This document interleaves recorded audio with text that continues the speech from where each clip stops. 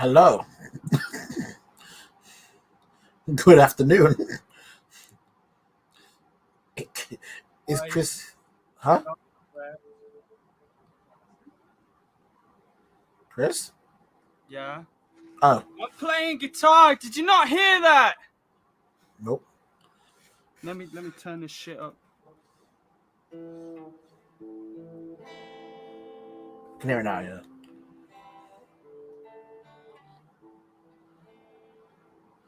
I'll hurt myself. No. Wait. Hold on. We get back into it. Damn it! Fuck it. Bit's gone. I had a whole song ready. Doesn't matter. The bit's dead. So, Chris, why are you hurting today? Cause my heat got swept last night by the fucking Bucks. Jimmy Butler sucked again. Yeah, well, that's not how it Are you went. done? I was gonna. Yeah. That's not how it went. That's not how it went. But fucking, how we gonna lose to a team whose new alternate jersey says Cream City?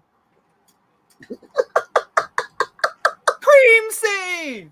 We lost to Cream City, guys. Swept by Cream City. And in other words, welcome to the Time Out Podcast. I'm your boy DC. This is Incredibly upset. So we missed last week, Yes, we did. and we're back, and we're right in the middle of playoff basketball, right in the middle of the first round. Or the end of it if you're a Miami Heat fan. But yeah, so we're right in the middle of most of the first round series. Yeah. Some of them are finished already. Well, one has finished already. And that would be the reigning, I guess. Eastern Conference. You can't call them reigning anymore, I guess. Formerly reigning Eastern Conference champions. The former Eastern Conference champions, the Miami Heat, versus the Milwaukee Bucks, who recently got swept. I'm very upset. Not even because we lost the series, but because we lost in 4 games. Yep. Not even a gentleman's sweep. You went on like the first game, and I watched it, and I was like, you know what? This was a sick game. Mm-hmm. I'm not even mad. And then you go on to the next games, and we lose by 34. We lose by 16, 29, and you lose by 17. We lost that first game and just lost all confidence.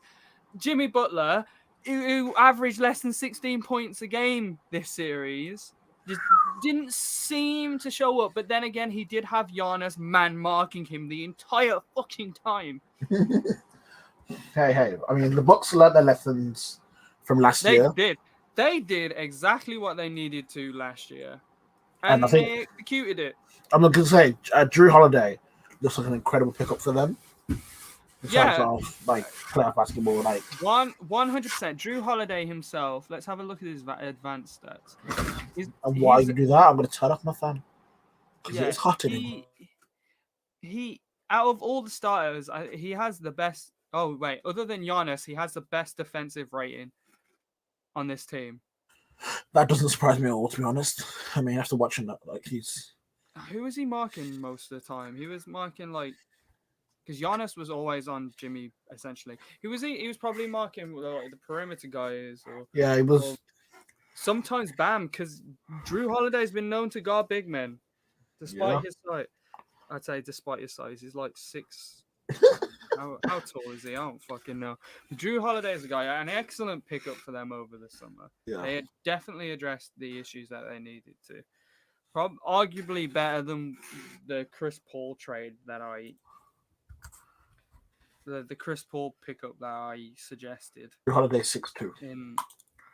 He's 6'2". 6'2", and he's guarding big men. Jesus Christ. Oh, but yeah, it's kind of bittersweet because, you know what? I don't hate the Bucks at all. I like the Bucks. I like the team. Mhm. I like Giannis. None of them are assholes, True. unlike who they might face in the second round, depending on how that goes. I mean, most likely, but yeah. But yeah, I don't know. I think for the Bucks, it's an important win. I think, it was hella important. This is fucking payback for last year. yeah, definitely. And I think a lot of They destroyed the team that destroyed them. Mhm. I think there's more confidence within the Bucks team that this isn't a like this isn't a false run. They've had a couple false playoff runs, and they've fallen at hurdles where they probably shouldn't have. I think for them, they look like a lot better. They look a lot better of a team. It's a lot less reliant on just Giannis playing well, which really helps them. Yeah, because you got Drew Holiday creating a lot of Yep. offense. Chris Middleton's getting points, obviously. They've got Connaughton, Forbes gets points off their bench. Chris Middleton got that game winner in game one, which Game one. I honestly, in the back of my mind, I was thinking they're getting this game one. If they lose that first game, the series probably goes to 6. If they won it and they swept them, now I feel like that's how important that game one was. Yeah, I think. And possibly going forward too. Yeah, I think it's one of them where the Bucks knew they could still improve and could make changes, and obviously they escaped with that game one. But then you saw them start to make adjustments. I also think that the Heat didn't play to their best, which kind of made it quite easy for the. But I feel like the Bucks just attacked that. Mike Budenholzer was just like, Giannis, you're guarding Jimmy Butler, because the offense is just going to come from Jimmy Butler. Mm-hmm. And then like fucking Bam and Jimmy just kind of looked, they didn't know what they were going to do, because they kind of took the ball away from them. Yeah, and it took the ability away from them to be as aggressive as they'd quite like to be, and playmakers and set up their 3-point shots, which is what you need to do with the best player for the Heat in this series. Which I mean, Dragic is probably the most underrated player on the Miami Heat. But that being said, he had 16 points a game, and he was the highest scoring guy in this series. Another guy who I think needed to really step up and probably should have was Tyler Hero, who also had bad shooting splits. In fact, I think he only shot from 3. He only ever decided to shoot from 3, did he? I think so. No. He had half of his shots from 3 and half of them from mid-range, but he scored exactly the same amount from both sides. Jimmy Butler shot under 30% for both of field goal percentage and 3-point percentage, which shows you just what they were doing to that man. Yeah. And I think, obviously you look at the Heat, I think, obviously, the injury of Oladipo didn't help them in terms of where they went to be in the postseason, I think. No. I honestly thought we could get better. I feel like, we don't have Jay Crowder this series either, which he was big last year's series. But also, he's playing like trash. He had the audacity to say that the bubble ring didn't count as an authentic ring when he was in the finals fighting for that. It's a whole frustrating. It doesn't matter. I think he's probably just doing the whole LA thing. But yeah, he was. But the problem I have with this now is a lot of people are trying to say that the Miami Heat didn't earn that, like they were just the bubble thing, and it was like, no, they legitimately got there, and everyone had the same issues, and they legitimately got there. They're not a bubble fraud or whatever other word or name they're throwing around. They actually got there. They won those games. They were under the same stress as everyone else. Yeah, so they did it. And they did also, it. I don't get what bubble fraud really means in terms of. I don't even know. What advantages do you get from being in a neutral venue where it's just you versus the other team? Like, I get that you can say maybe that some players react better to having crowds, and you got some players who are antagonists who they play better away than they do at home. But it was literally an even playing field where everyone had the same thing. So I saw a lot of those comments, and I was like, okay, it's funny, but I don't really know what you're trying to say with that, other than just having a laugh and trolling. But you could argue that the Bucks rather than the Heat won the series, the Bucks lost the series last year. They Maybe. definitely won it this year Yeah. with the adjustments they made. The Heat just didn't really make any major changes other than No. acquiring Oladipo, who wasn't even in the team this series. No. And So yeah. and is in free agency, I believe. And Oh. I wouldn't want to sign him.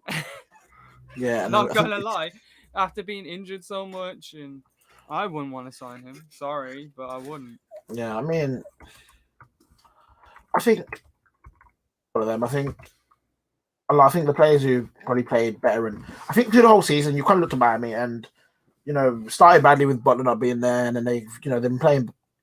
But then I think it's always been a case of when you knew that if they got to the playoffs, they should be able to create a matchup for someone. But Yeah. unfortunately, they ended up matching up with a team who has a chip on their shoulder against them, who forced them to make the changes that they made in the off season. So it's poetry. It's poetry. You can't. It writes itself.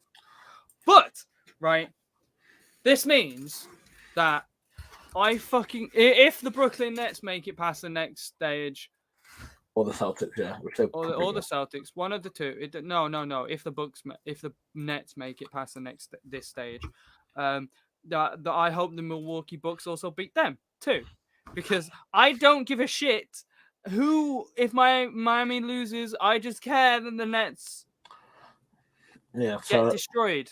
So Milwaukee play the winner of Boston versus Brooklyn. Yeah, so let's move to that series now. It's 2-1 in the favor of Brooklyn. So Brooklyn however, won the first 2 games. First 2 games, 11 points, and then the second one by 22 points. Interesting games. Wait, the big three combined. The big three combined well in terms of scoring the points for them. I think. Well, you got 32 a game by Durant, 27 a game by Harden, and 20 by Kyrie. Yeah, which I think breaks down probably to the right variations of their shooting, percentage shooting loads. So KD shoots more, James Harden shoots second, Kyrie third. They've been scoring around 70, 80 points together. But obviously, I think a lot of people saw the first 2 games and was like, well, that's it then. The Celtics, I'm going to be honest, they're not playing well. Kemba Walker isn't playing as well as he should be. Tristan Thompson is playing quite well, but not enough to do anything. And I think you can kind of see the team between like the Jaylen Brown, but obviously, I think the last game they had, because Tatum had a really bad game too. Jason Tatum happened. Yeah, so Jason, he had a bad game too, where he got 8 points? He got 9 points, 4 rebounds, 1 assist, and then game 3 he just decided, well, fuck this shit, and scored 50 points, 7 assists, and 6 rebounds. That's insane. There's next to no defense in this thing. Oh no, I looked at the Miami and Milwaukee series, right? And their defensive ratings, a lot of people in the 90s and stuff, and offensive ratings are quite low. By the way, Blake Griffin has the of all the players that have played decent minutes, Blake Griffin has the highest defensive rating of 146, which is James Harden 152. But defensively, they really suck. Kyrie is the worst. You just said James Harden has the best. You said James Harden has the best offensive rating. Oh, okay. No, the best defensive rating goes to some no name on the bench. Jeff Green is the person who gets the most a decent amount of minutes and matters. He's got 108, but Kyrie on the starting lineup is getting demolished. Arguably you could say James Harden too. Durant's doing decently at 107. You want to kind of stay around that 100 mark is pretty. But then you look at the Boston Celtics and they're getting absolutely murked. It's like fucking. The Nets just fight fire with fire. Like they're just gonna shoot. This is the winner played more points, so we're not even gonna bother playing defense. We're just gonna score more points than you. Thing is, I think Brooklyn can afford to do that in this series because, to be honest, Boston aren't that good. But when you're looking at, especially game 3, if we look which is upsetting because they should be, because they were in the Eastern Conference Finals That's What? yeah. 2 times in the last 3 years? Some yep. Wait, So, hold on. And they were in the Eastern Conference Finals the last year that LeBron was Ron in was there, yeah. Cleveland as well. Mm-hmm. It's Jason like, Tatum's come rookie on, year. like, come on. Yeah. We need So to pick this up now, guys. yeah. So game 3, KD, James Harden, and Kyrie combined for 80.6 of Brooklyn's points. 8.6% of Brooklyn's points because they were obviously shooting a lot. But I think a big reason they lost is the fact that the way they are playing now is literally if it's not them three scoring, the ones around them aren't really doing that much. You're looking at like 4 or 5 because I mean, obviously everything else, Joe Harris is getting 14 a game, but then you've got Blake Griffin who's like 5, and everyone else is like 3, yeah. 3, 3, 3, 4, 4, 4, 2, 2. Yeah, so Like, the thing yeah, is, it's dotted around, and I think the problem they're going to come up against is if they do get past Boston, which they should do, because I think they're a way better team, and I think that Boston are not doing well this season. They are now going to directly go against Milwaukee, who defensively got has the face up against Drew Holiday, Chris John Middleton, and Giannis, Giannis, as well as who the man who have got other shooters around them who are scoring points. Therefore, I feel like Kyrie is going to get guarded. Kyrie and Kevin Durant are going to get guarded by Drew Holiday and or Chris Middleton, and because of how well Jimmy Butler was guarded by Giannis, I feel like Giannis might guard Harden. I can see that happening. So you think? However, Harden is a much better 3-point shooter than Jimmy Butler. So I'll be interested to see how they do this. I'll be interested to see who takes KD, because the way I see it realistically is if I'm trying to beat Brooklyn, I'm trying to limit KD, but I'm not trying to lock him down because I know that he's such a defensive threat. If I leave, someone on him I might, put more pressure on Kyrie and James and see if I can stop them getting into runs. Kevin Durant isn't that much of a playmaker. No, it's not. We've said if I had the video, I'd play it now. When he was forced to play, it was just So you want to stop getting the ball out of James Harden and Kyrie. Yeah, and so you want Drew and Giannis on those guys. And then if you have Chris Middleton, who's a decent defender. Yeah, and then I think that works. I actually think when you look at it like that, that really works. And when you look at it going the other way, but then also on Milwaukee Bucks, you have a guy like Bobby Portis, who's like a very versatile big man who can probably defend decently. Mm-hmm. And I think if you're looking at it, if you're looking at it from in terms of obviously, going back the other way, I don't know how well Brooklyn are adept to stop Giannis and those guys going forward. I think Giannis. Yeah, who's that inside presence? I think Giannis has scored. I think they've played 3 times this season. I think Brooklyn won the season series 2-1. Mm-hmm. But I think Giannis has got an average of 35. I think he's got an average of 35 to 36 points. And honestly, I see him doing more of anything. I don't see them stopping him or slowing him down in any way. Oh wait, no. So the season series is 2-1 to the Bucks. Oh, there you go. In that season series, Giannis has got 36. He got 49, and he got 36, 49, and 34. So the points he gets against Brooklyn are quite high.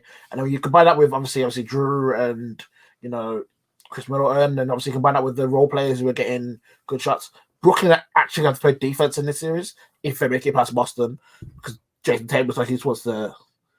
I don't think. I'm expecting 4-1 Brooklyn. I'm not gonna lie. I don't think. I think Boston could win one or maybe. I mean, this one's at Boston, right?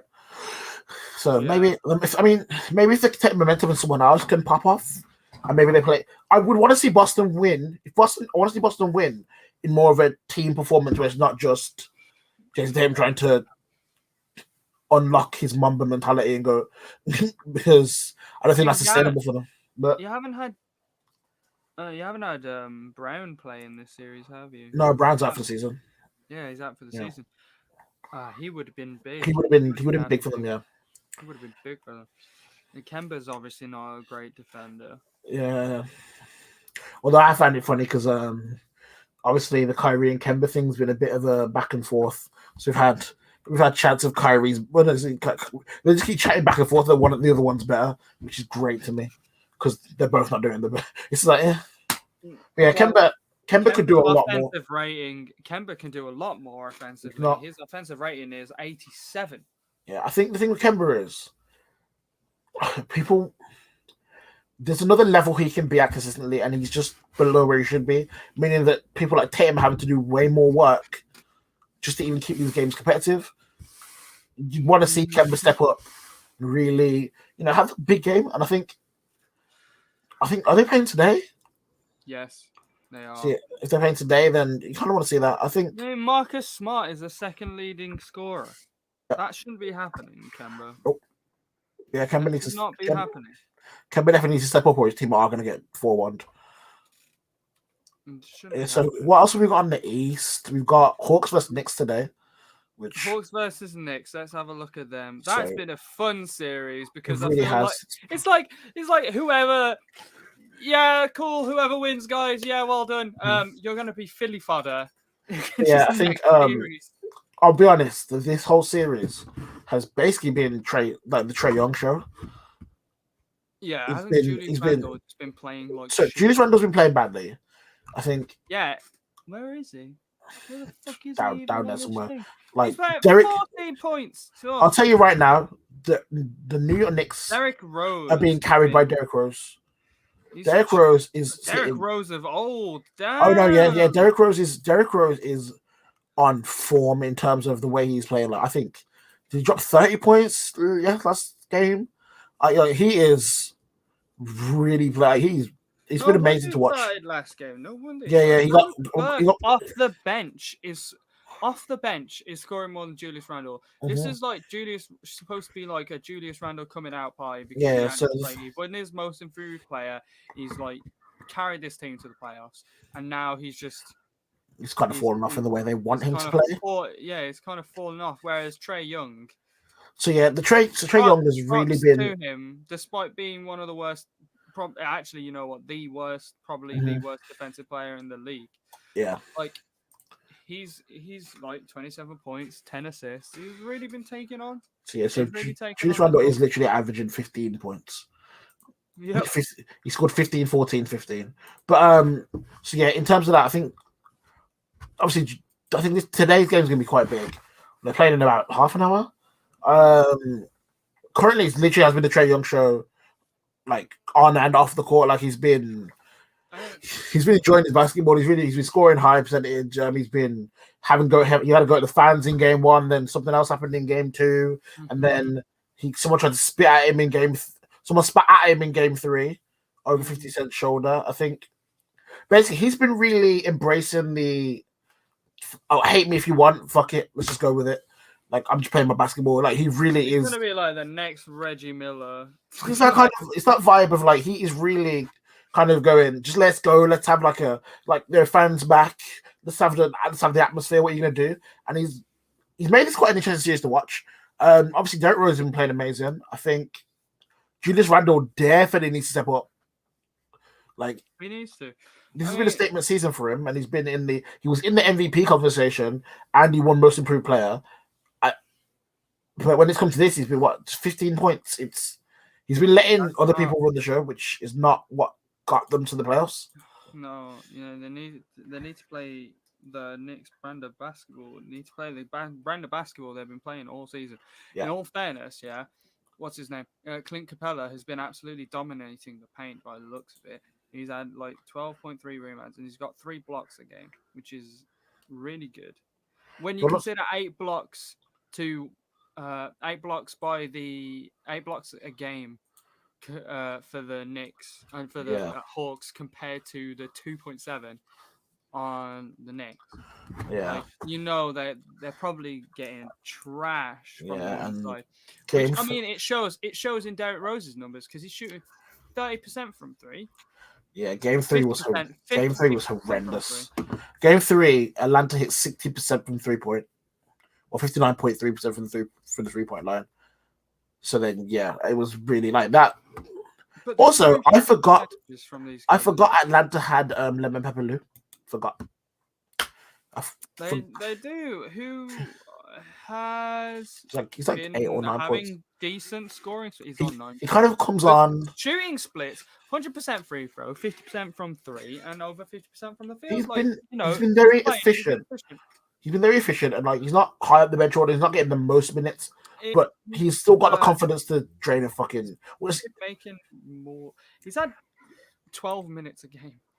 Yeah, And so he's kind of like turnovers yeah, but I think he does what he basically was doing as the sixth man of the year. Like he can come on, and when the game's dropping a bit, he will just get you a few buckets, keep the momentum going, which has been good for them. They've needed it, and obviously Clipper's been playing well. Trae Young's been trying to lead things. Like this series is really good. I want this one to go all the way. I want this to be the 7-game series. I want to see what that game 7 looks like with them too. Yeah, I'll tell you. Oh, okay. So how did you say the Brooklyn Nets Boston series was going to go? You said 4-1 to the Nets, right? I think 4-1. Yeah. I'm going to say 4-2 to the Nets, and then we're going to have this one, and you're going to say 7-game series, 7 games to who? Okay, so this prediction is based completely off emotion. I wanted to go game 7 in the Garden. Wait, New York yeah, it's New York, right? Yeah, so the game 7 New York. And then I want Derrick Rose hit the game winner. I've already decided this in my head. Like I want. Okay, I'm gonna just say Atlanta in 7. I want Derrick Rose. Bang, bang. Done. That'd be my. You know, like how you said, if Brooklyn get. You know, like you said, if Brooklyn get knocked out, then that's you. Like that's the win for you. For me, if Derrick Rose hits. Not even a game winner, maybe just a great game 7 for a series. Because realistically, they're going to play Philly, and it doesn't matter who wins. It's fucked for them. But that moment would be nice. Yeah. But yeah, I think I'd say game 7. Fuck it. I want one of them to go. Game 7. I think unless like if. I'm predicting Julius Randle. To come back, to jump back. You know, yeah. Like he's had a moment. The cryogenic chamber is ready. He's only got 2 games to jump back. Nah, they're playing in about half an hour. I predicted Julius Randle today goes 25 points. Derrick Rose goes about 19. But they win the game because, you know, they're going to play good basketball. And then they're going to get swept. Whoever wins is going to get swept by Philly in my mind. Bold choice, Cotton. Let's see if it pays off. Right, okay, so that was that one. So then we got our last series, which is the Wizards versus the 76ers. Currently, the 76ers are leading that 3-0. Do we think it's going to end up being a sweep? I mean, yes. The first game was tight, and then the next 2 were just. Do I think they're going to end up? Do I think they're going to be? Fam, Joel Embiid has been doing the DX crotch chop. And been getting like it's got to the point where like this man is not even this series has been disrespectful. Like even when like last game they played, Embiid and Tobias Harris have both been like Joel Embiid is like 27 and Tobias Harris had 25. So as someone who A has been making jokes about Philly for a long time, B loves Philly, and you know sat there the last game they played, game 3. Bradley Beal and Westbrook combined for 50. Didn't matter. They lost by 29 points. Joel Embiid scoring. I think he's averaging like 35. What, in this series? It's something. 29.3. 29.3. But then you've got that combined with Seth Curry. His shooting splits are insane. He's shooting nearly 70% from the field and over 50% from 3. And I'll say right now, if Joel Embiid wanted some of these games, if Joel Embiid really pushed for 45 or 50 points, he'd have them. I think he could push more. I think he's being aggressive when he needs to, but then a lot of times he's backing off. I mean, he is, it's the first round. It's the first exactly. Round. So he is backing off. He is, resting when he needs to. He's obviously playing last game played 28 minutes. But when you look at this team, they get points from Danny Green, points from Tobias Harris, points from Ben Simmons, points from Seth Curry. Then they've got players like George Hill and Ty Ward who, come on, kind of get points. Dwight Howard's doing good as a sub to come on and, kind of just protect the paint, getting like 16 minutes, 9 rebounds. Like this team, it's too much. Like as much as I love Beal and I love Westbrook and as much that, they came through the playing tournament, they've earned this spot. But playing Philly, it's too much for them. That matchup is just they've got nothing to stop it inside. Like, It's just too much. I mean, the Wizards are very top heavy with yeah. Beal and Westbrook, and they've got nothing. And Ben Simmons is a defender. Nothing. Wait. So yeah, look at this. The last game they played, it was Philly shot 51.5% from three. The Wizards shot 22.9. Like it's Philly shot 58% from field goal. Wizards shot 39.6. Like it's Ben Simmons as a perimeter defender on Beal is just stopping him having any easy looks. It's just consistent. Plus, Beal's clearly carried an injury. So he's been carrying an injury, and you can kind of tell it in his play. Like he's not the same level of intensity you want to be. Yeah. And then Westbrook, like he's getting his triple doubles. I mean, that's pretty much the Westbrook staple. He's not but scoring either. He's got 17 points a game. So he scored 26 in the last one, which shows you how bad he was doing in the other two. Jesus Christ! In the second game, he scored 10 points. And the first one he scored. In the first game, he scored 16. So he scored 16 and 10, and then got 26. So it's going up, but obviously, even then they're still getting blown out. I think it's a bit too late. The thing is with them, it's like they know obviously Russ Westbrook isn't that player who's going to shoot the threes and get you back into things. So for them, they kind of feel comfortable guarding him, which you can really see, and they're putting more emphasis. Clearly, yeah. They're putting more emphasis on stopping Beal or anything, but Beal still isn't 100%. So realistically, your number one option is at best, and they feel comfortable guarding your number two, meaning that you kind of a lot of times they're trying to kick the ball out to someone else to make a play, and it's not really working for them. I mean, Westbrook's getting his assists, and they're getting but it's easy for Philly, and it's making them take harder shots than they need to. They're trying to get more threes, which isn't working for them, and then Philly just it's a blowout. It's a blowout. I'm predicting them by 30. I'm gonna go out on a limb and just say it's gonna end up 4-1. Just for their sake, maybe, but I'm predicting Philly by 30. Only because I want to be different. Yeah, he's trying to be nice. But you don't bet on the same thing. It's boring. Right. Now, let's go on to the West, because every single one of these, at least, it's either 2-1 or 2-2. So it's very interesting over the West. Yeah.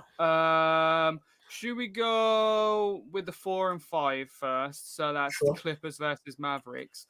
And the Dallas Mavericks taking a lead in this one so far, because the Clippers only just won a game by 10 last game after they got dominated. I mean, they're continually getting dominated by Luka Doncic. It's just because Porzingis had a terrible game last game. Yeah. They won this one. But Luka Magic, he is what?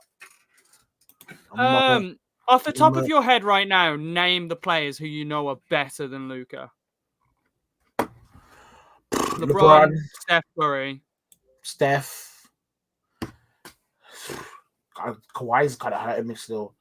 I mean, he's matching up with him right now. Yeah. It's not going very well for him.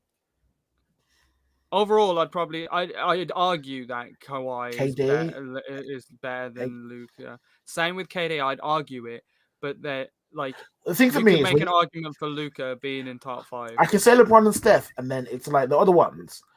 I'm I can hear the argument other people would say when I say that name. If I say I can see people come back and go that, and I'm that's a good point. He's good. And right. he's so young. He's so young. He's what? How old? 20? Hold on, his age has got to be here somewhere. He is 21. 21. Yeah, no, he's 22. He's 21. He's 22. Is he? Yeah. He Sure. turned 22 on the 28th of February. Oh, okay. It must have been the start of this season. He was 21. Yeah, he was 21 at the start of the season. Well, this fucking stat thing is awesome, isn't it? Fucking whoever works for basketballreference.com needs to fucking update that shit. But yeah, he's currently 22, but I only just turned 22 as well. So So yeah, he started I the mean, season only 21. just have done- You know what my favorite part about this series is, Davian? What? So you know how Patrick Beverley, yeah, he's been known to be like this dog and everything, but it's not been him that's been barking. It's been Luca barking at him. You're too fucking small. You're too little. You can't fucking All guard right. me. So this is Have you seen this? Have you seen the anger in Yeah. Luca's face when Beverly? So- you see that? It was the first one when he just backed him down into the paint and then just shot Mhm. like a little hook shot. It was So I think insane. one of the things I love about basketball is the narratives that you can get. And obviously, we spoke about Milwaukee and obviously how they came back to banish that demon to the Heat, who obviously beat them last year. This year, knowing that last year Clippers bounced Dallas out, but Doncic still had good performances. But I think what people forget is it wasn't the way Clippers beat them was we have all these dogs. You know, he's just a little baby boy. Like it was a lot of aggression in his face. There was a lot of at one point he got even called like a white boy, and then someone had to apologize. No, yeah, but the Mavs gave him a scare last. Yeah, it was 40. Porzingis didn't. And KP barely played. He had like barely played played, and the games that he did play, the Dallas played well. You can see the aggression and intent in Luca's eyes because he wants these motherfucking Clippers gone. This man is scoring 38 points a game. He wants these Clippers gone. 38 points a game. If KP nearly 9 rebounds and 9 assists. Yeah, if KP didn't play so badly in Game 3, this would be 3-0. Like Paul George had to show out just to get it back to even close. Because at one point in the first half, it was like 28.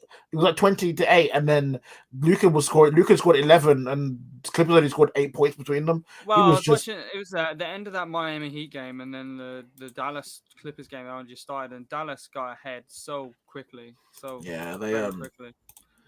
At one point, I saw a tweet that said, "I may support Miami, but at least I know what Clippers. What the fuck is this?" And I was like, "Yeah, fair enough." Just watching through, but man, the best bit about this is the Clippers tanked to be here. Yeah, so they chose to be here. They didn't want to go against Portland and obviously Dame and that type of thing. So they played against the full reserve team for the last couple of games to take the 4th spot to avoid the Lakers in the second round because they'd only have to play them in the Western Conference Finals if they got there to get Dallas because they thought it was a better matchup. And currently, it's a long day. It's gonna be a long day for them. You know what that means? We're probably not gonna get an LA Lakers versus LA Clippers matchup again. So Skip Bayless is gonna. Well, no, because so the thing is, if Dallas win this, which they could do. I mean, they very well could do. Game 4's today. You know what? I'm saying it. They're gonna win it in 6 games. Okay. 4-2. 4-2. I think I might. See, Game 4's today, so it's tricky. But I'm gonna back the Clippers only because I just want to see that a little bit more. But realistically, the rumors that have been coming out are that Kawhi wants out of the Clippers. They're looking at like.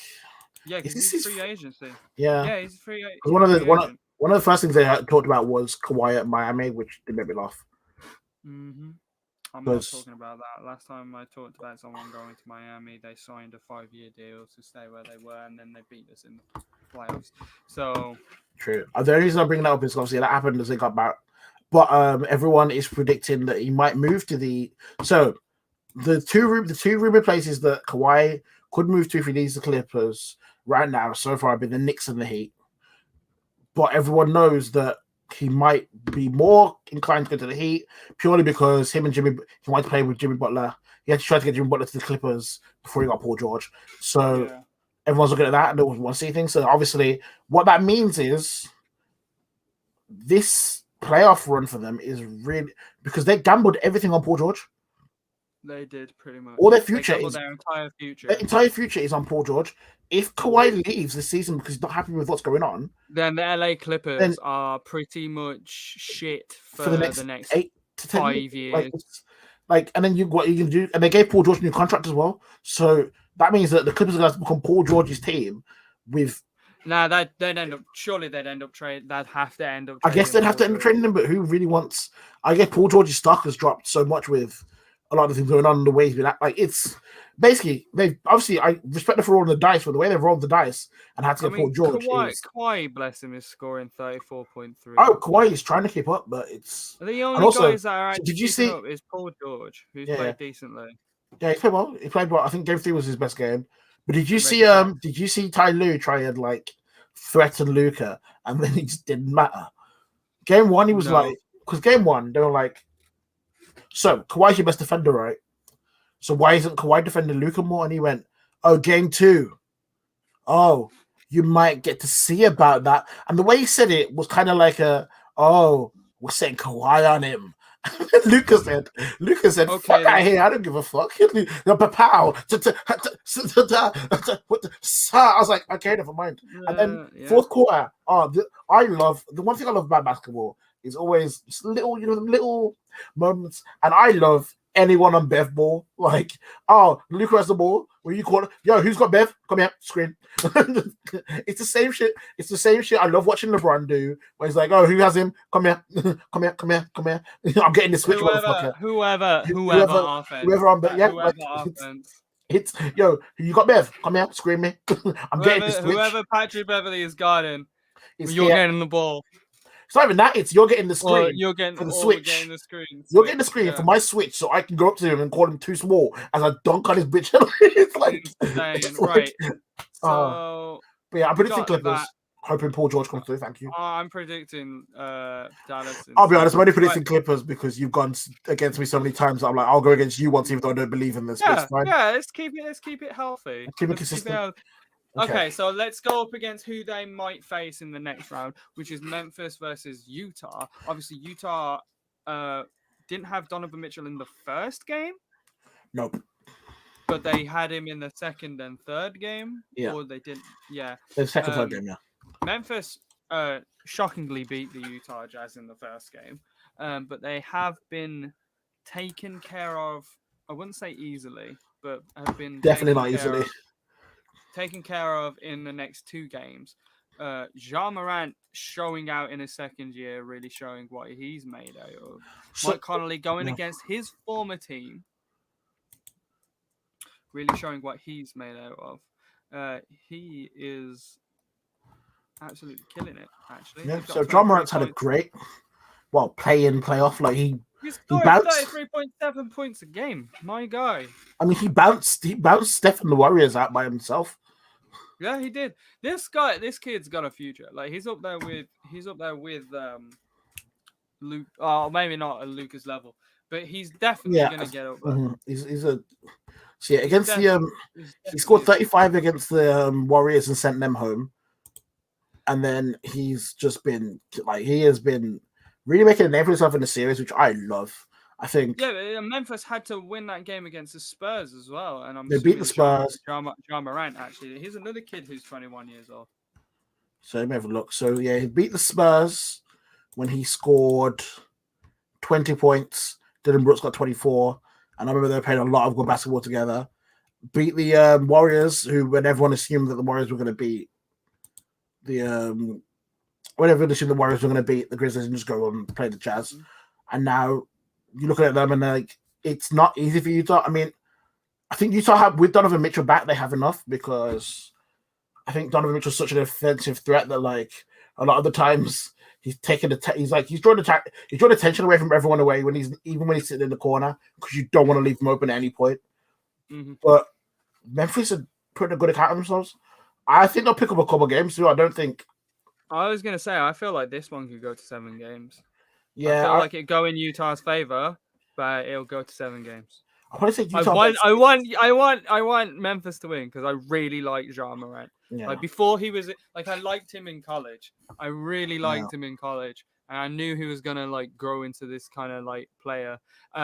What he hasn't really showcased, I mean, he probably has actually, is his playmaking ability because this kid can do amazing playmaking. If you give him better players than Jonas Valanciunas, this kid. I was definitely concerned that I was watching him. I think I'm gonna go Utah 6. The only reason for that is because I think Gobert and Mitchell together is too much for the Grizzlies, and they've kind of shown that a lot of the time it's It's been difficult for the both of them, but it's been difficult against for the Grizzlies against both of them. But I could see it going Memphis. I think they need to win the next game to make it 2-2 and try and get some momentum back. But they are forcing Utah to play their best basketball. This isn't a typical 1v8 where you kind of, I can kind of, in the fourth quarter, I can take my foot off the gas a bit because, we're winning this. It's never like they're playing full out the whole way, which I'm really enjoying. Yep. All right, let's move on to the next one. Let's talk about Portland versus Denver. They're 3-6-1. This one, they had a game last night. Portland won. It's 2-2. This one is this is a 7-game series. Easy. 7-game series. You're saying Portland. I'm saying Portland 100%. Yeah. I was gonna say Portland because of the Damian Lillard fact. But I'm saying Portland in 6. I'm gonna say Denver in 7. I'm gonna say Denver in 7. I'm saying Portland in 6. Come on. I'm saying Denver in 7. The only reason I'm saying this is I think I'm just there like, to be fair, Jokic. The thing with Jokic is he's been playing some games he's been playing really well. Like I think game 2 he went 38 points, and then game 4 this is dependent on when he's having good games they're winning. When he's having bad games they're losing. It's like okay, I can't predict. You'd usually have Jamal Murray with him too. Mm-hmm. Like you are definitely seeing the miss that Jamal Murray being missing shows now more than ever. Well, they made it to the Western Conference Finals last year because of Jamal Murray. He had that epic duel with Donovan Mitchell in that first round series against Utah, and then Jamal Murray definitely stepped up against the LA Clippers, and I want more from Denver, despite being down Jamal Murray, are still 2-2. Are still 2-2. Yeah, I think the thing is, I mean, I wouldn't be surprised. I mean, I want to say Portland in 7. Is that still being different to you? Because I'm saying Portland in 6, so that's fine. I mean, I'll say Portland in 7. The thing you don't know about these games though is 3 out of 4 of these games have not been close in terms of the final score. Portland won the first one by 14. Denver won the second one by 19. Denver won the second one by 5, and then Portland won the fourth one by 20. It's the way these games have been going. It's not been a lot of it's getting close and less. It's been one team goes with it. It's just. But they've been very tight at the half, I believe. Yeah. Every time I've felt it's a halftime score. It's one of them. I get the Bleacher Report notification that says, "Oh, it's 54-47," and then look at the final score. It's they lost by 20. I'm like, wait. Once that third quarter hits, it's whoever starts hitting their buckets and making momentum. But yeah, I think I'll go Portland in 6. Okay, I'll say Portland in 7. Let's move on to the next one. The final playoffs these guys are going to face. So very interesting one because it's a 2 seed versus a 7 seed It's a 2 seed Phoenix Suns versus a 7 seed Los Angeles Lakers, and it's the 2 seed that seem like the underdogs in this because they're coming up against a defending champion who have LeBron and AD. Now in that first game, the Suns outplayed the Lakers really well. DeAndre Ayton absolutely killed it. It looked like AD was settling for jumpers that just weren't making. He wasn't aggressive enough. That obviously have changed in the next 2 games where AD has scored 34 in both of them. I don't think Drummond should be getting the minutes that he is because the spacing is just horrendous. And you don't play AD and Drummond together because AD will start to settle for jumpers and stuff like that. But, Drummond is doing Drummond things. Would you play Montrezl Harrell instead of him? I don't know, maybe. He's a bit more energy. Maybe play Marc Gasol, though, instead. Who has had decent shooting splits in this series. Yeah, he's only been playing 18 points a game. One of the biggest issues the Suns have had is obviously Chris Paul's injury that happened in game 1. So he hurt his shoulder, and you can really see that it's bothering him. So he's not attacking the same way he normally does. I think Ayton and obviously Booker, they're doing well. But when it comes to pure, it's the size of the Lakers and the way they play and the defense,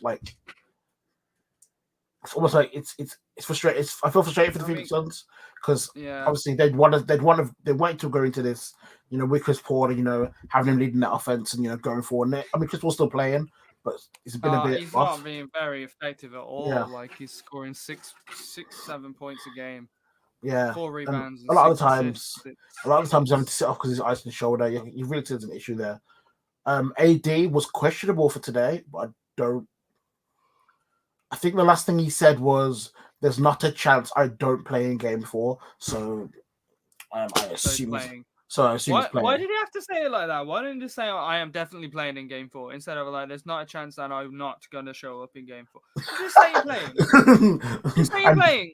Are you playing? There's not a chance I don't play. So you are playing? What? Yes. So you're playing?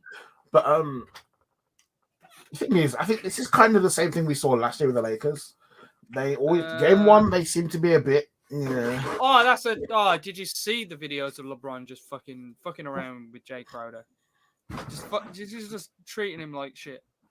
Well, because Jay Crowder obviously was chatting a lot of shit. He was chatting a lot of shit about the authenticity of the Lakers ring, and obviously there's been a lot of a feud between Crowder and LeBron, which kind of goes back to last year's. I mean, they were teammates on Cleveland. On Cleveland, yeah, I was gonna say that. But then they were teammates. I know that Crowder got traded away because that's when they just changed their whole roster in the middle of a fucking season and said, said, fuck it, goodbye bye. Because I know that Crowder was part of the Isaiah Thomas trade, but then obviously they were opponents last year. There seems to be some tension there, but the way that LeBron was messing with him, and you got the guys on the bench just really just kind of laughing at him while Jay Crowder, like just knowing that the thing about having to play like LeBron is you can sit there going, yeah, we know he's like he's going to the basket whether you like it or not. He's going up there. He went up there. He had a reverse layup. It was like, okay, cool. One thing I do find interesting was LeBron's conversation with KCP in Game 2, where he just screamed at him and said, "I passed you the ball. You better shoot." Because he passed the ball to KCP. KCP went, "I don't fancy this one," and kicked it out again into the corner. And then LeBron said, No, you shoot. You get the ball, you shoot. That's literally KCP's only job in this team is shoot. Hit that motherfucking three. Just three. When I kick you the ball, hit the three. You miss. Yeah, you miss. In all fairness to Kentavious Caldwell-Pope, right? He's made 1 3 out of 13 attempts. Oh, he's been playing badly, yeah. He's on a below 10%. Yeah. He's been playing badly, but LeBron's still hitting with the when I tell you to shoot, you shoot. Give it like the permanent green light. But to be fair, I think the Lakers need that because while they do have a lot of things in the team that have got like build up, they're missing when KCP's on. It takes them another level. The one thing that they don't have right now is 3-point shooting. Yeah, it's a lot of shooting. Oh yeah, they just shoot. The Lakers just shooting the paint and trying that. There's no one stopping them, so it's like. But yeah, I think Lakers in 6. I think. You can say Lakers in 6. I think Suns take one more. I'm gonna go Lakers in 5. I'm gonna say Lakers in 5. Well, that could be busted today. I think. Okay, so one of the things I think out of the be furthered. Which team do you think are favorites right now? For the whole... I was going to mention this because now we're talking about these playoffs as a whole. Is just like, there's usually like a series or a few series that you're like, yeah, that's a done series. I mean, I know the Miami and Bucks series was a sweep, but it was a tough first game and it was a tough series for the Bucks. Like, it was a sweep on the outside, but it were tough. Yeah, it was tough. And you look at all these series, and you're like, there is no easy series in this first round. No, and it's all very tough. I think the closest you got to easy would have been. I thought the closest they were going to have to easy would have been Brooklyn versus Boston, but then Tatum said, "Fuck out of here, fam." Yeah, I mean, I guess the closest you could say to easy is Philly versus. Philly versus Washington too. But you're against Russell Westbrook and Bradley Beal. It's a tough series. And also someone dash popcorn on Westbrook, so we don't know. Today he might score 60 today. We don't know. But I'd probably say because they just swept the Miami Heat, is the Bucks are my favorites to win right now. The Bucks are my favorites to win right now. See, I'm in a real confused place because on paper, I really want to say I think the Lakers are favorites because I think they're going to come out of the West. also watching them, it feels like there's something missing. I think the Lakers would have to come out the West Yeah, so I'm looking at like all the because teams, and it's like they play. I reckon. Would they face? Well, Is they face Houston? Phoenix, and then they play I Denver or reckon. I Portland. reckon. And it'll be Dallas versus The winner of Utah versus Memphis. I reckon. Yeah. I reckon it could end up being a Dallas LA Lakers Western Conference Finals. Potentially. And the thing is, so what I'm looking at is, and that would I be can quite see cool. Dallas taking down Utah. I can so definitely what see I'm looking that at here happening. is, so The way Luka's playing. I don't know what it is about the Lakers. I don't know if they just sometimes they look unconvincing, but they get the job done. And I think Yeah, Luka versus LeBron. that'd be a great Western Conference final. Finals would be amazing. So I'm looking at it and I'm like, okay, for me, I think for me, I would prefer to see. I'd take Lakers Dallas on the West if I got Philly versus Milwaukee on the East. I think if I can get that, then I'm not gonna lie, I'd probably back whoever comes out of the East to win the title. I think. I'm backing whoever comes out of the East with winning the title because none of the Western Conference teams look that strong. All these years, they've always had the West is tough and all that kind of stuff. Yeah. It looks like the Eastern Conference have the best. And I think even though LeBron is obviously an alien and obviously AD amazing, I think the problem that the Lakers are going to have is Philly. The team is stacked. Milwaukee, the team is set. Like these teams are set up to. With scoring all through the team, defense all through the team. It's a good coach. Like I think them two teams have disappointed in the last couple playoffs, and they've really got away. And their coaches have set up in a way that now I'm looking at them and going, I believe you can win this. I believe Milwaukee can go all the way. I believe Milwaukee will beat Brooklyn if they get there. I believe Philly will get to the East Conference Finals. I'm looking at these two teams saying you two both can beat the Lakers. I think Embiid, Simmons, Seth Curry, and that combination would be a little too much, and I think Giannis, Drew, and Chris Middleton would also be a little too much, especially with the fact that AD and LeBron both clearly aren't 100%. And I feel like the Bucks will win this championship and Giannis will win Finals MVP. Obviously, it was a season that after 2 consecutive seasons, Giannis won MVP. He lost out this season, but I trade that in for a Finals MVP. I think if he wins. I think if the Bucks win, I think that's the perfect like wrap up on that. Especially considering that he took the Supermax to the Bucks and said I'm staying here. If they can combine that into win the championship, I think that goes probably for him. I think he must have. He definitely made the best decision. Mm-hmm. Also, one of the problems we have here is we could say this and then they could lose to Brooklyn, and then I could cry, or they could. No, that's simply not going to happen. Or they get to the finals and they just have, and then LeBron becomes Terminator. Well, the good thing about basketball is that we don't. We really. But we can sure guess, and that's what we have. What's that? Talking of guessing, what? Let me see. Oh, what? Let's see how I just want to see how the. I'm keeping tracks on the next game because I'm really interested. Oh, is it on right now? Yes, tipped off at 6. Knicks. Oh, fuck the Nets. I'm gonna. So far, so. God damn it! Yeah, they've only just kicked. they've only just started. It's 4-4. But Clint Capella, Trae Young scored, and so Randall and Rose. So that's all I need. There we go. That's all I need. Okay. Randall has 2 points now. He's gonna get to 20. But yeah, I think the next round of these playoffs is going to be interesting.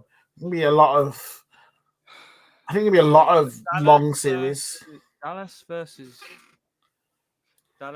Utah.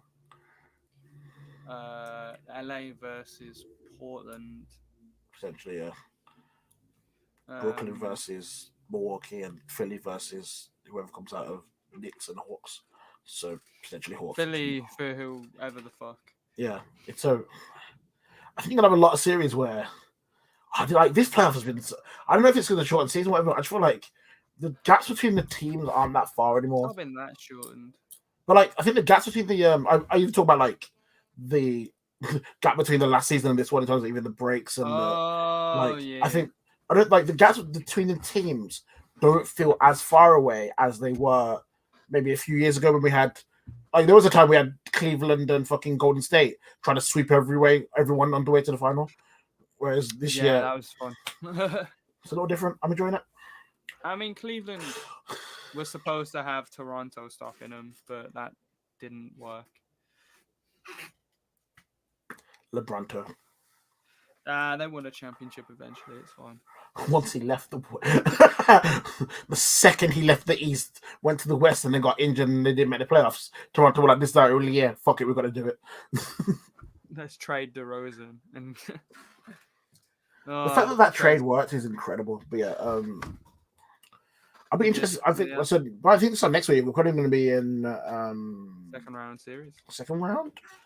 Yeah, we It's should gonna be be at least. We could be halfway through them. Maybe. I mean, no, well, no, maybe not because it depends how far they go in it. Because obviously, Depends there's on some teams how on day. 7 Yeah. game series and stuff like that. Mm-hmm. But I mean, yeah. All right. I wonder how much rest a team who just keeps sweeping the thing, while the other team they face always ends up In game sevens, the other or in game sevens. I wonder how much rest they end up getting. but like a whole week at that point, surely, like with the 2 days. So every other series is like a game 7. It's insane. But yeah, cool. I guess we're taking a time out then. You see my energy Yeah. in that. Yeah, look what happens when the heat gets swept, man. Look look at his energy when the heat gets swept, man. Look at this. Well, I'm in DC. This has been Chris. We're out. So